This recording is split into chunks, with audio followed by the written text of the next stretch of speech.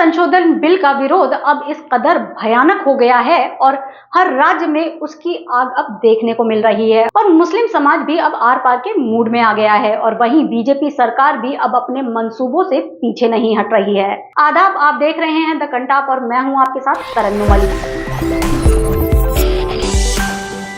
सरकार ने अब वक्फ संपत्तियों पर कब्जा करना शुरू कर दिया है, जिसकी शुरुआत सरकार ने मध्य प्रदेश में की, जहां वक्फ संपत्ति में शामिल कब्रिस्तानों को नेस्तनाबूद करते हुए उनकी जगह बस्तियां, कॉम्प्लेक्स और यहां तक कि सरकारी दफ्तर बना दिए हैं। राजधानी भोपाल में ही 7,700 वक्फ संपत्तियां हैं। इसमें 135 कब्रिस्तान हैं, लेकिन इनमें से अब सिर्फ 30 ही बचे हैं। लेकिन इतना सब करने के बाद भी सरकार ये दावा कर रही है कि ये बिल पास होने से मुस्लिम समुदाय की रक्षा और अच्छे से की जा सकती है। और साथ ही विपक्षी दलों ने भी इस कानून को भारतीय संविधान के खिलाफ बताया है और कहा है कि ये बिल मुसलमानों के अधिकारों को खत्म करता है। वक्फ कानून के चलते अब देश भर में विरोध प्रदर्शन तेज हो रहे हैं। चलिए तो अब हम आपको बताते हैं कि पश्चिम बंगाल के मुर्शिदाबाद जिले में चल रहा विरोध प्रदर्शन कब हिंसक रूप में बदल गया पता ही नहीं चला। दरअसल मंगलवार को जागीपुर इलाके में बड़ी तादाद में लोग इकट्ठा हुए थे और वक्फ संशोधन कानून को वापस लेने की मांग कर रहे थे और इसी दौरान विरोध प्रदर्शन को रोकने के लिए पुलिस की तरफ से आंसू गैस का इस्तेमाल किया गया और लाठीचार्ज का भी सहारा लिया गया, जिससे वहां भगदड़ मच गई।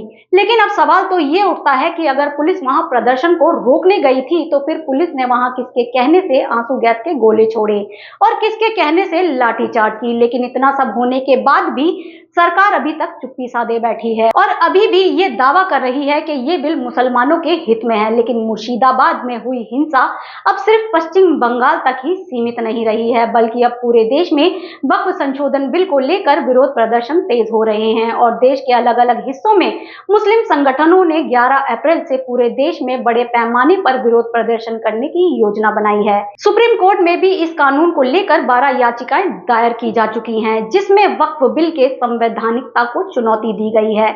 इसके अलावा मुस्लिम पर्सनल लॉ बोर्ड ने भी इस कानून के खिलाफ कोर्ट में याचिका दायर की है। लेकिन इस वक्फ संशोधन कानून के पास होने के बाद से मुस्लिम समुदाय और विपक्षी दलों ने इस पर कड़ा विरोध जताते हुए कहा कि इस कानून के जरिए सरकार मुस्लिम समुदाय की धार्मिक स्वतंत्रता को खत्म कर रही है और वक्फ संपत्तियों की प्रबंधन प्रक्रिया को नियंत्रित करने के नाम पर उनके अधिकारों को खत्म कर रही है, जिसके चलते इस कानून के खिलाफ मुस्लिम संगठनों ने अब सुप्रीम कोर्ट का दरवाजा भी खटखटाया है और all India Muslim personal law board ने भी इस कानून को असंवैधानिक करार देते हुए देश भर में विरोध प्रदर्शन करने की घोषणा की है, क्योंकि इस बिल के पास होते ही सरकार ने वक्फ संपत्तियों पर कब्जा करना शुरू कर दिया है। दरअसल भारत में वक्फ संपत्तियों को लेकर एक अहम बदलाव हुआ है। वक्फ संशोधन बिल, जिसे अब देश भर में लागू कर दिया गया है और नए दिशा निर्देशों के साथ वक्फ संपत्तियों के प्रबंधन और निगरानी की प्रक्रिया को अधिक पारदर्शी और प्रभावी बनाने का दावा करता है, जिसकी घोषणा खुद गृह मंत्रालय ने की। इस कानून को लेकर बहस के बाद 2 अप्रैल को लोकसभा और 3 अप्रैल को राज्यसभा ने इसे लागू किया था, लेकिन 5 अप्रैल को राष्ट्रपति द्रौपदी मुर्मू ने इस कानून को मंजूरी देते हुए इस पर अपनी मोहर लगाई थी, जिससे ये कानून अब पूरे देश में लागू हो चुका है।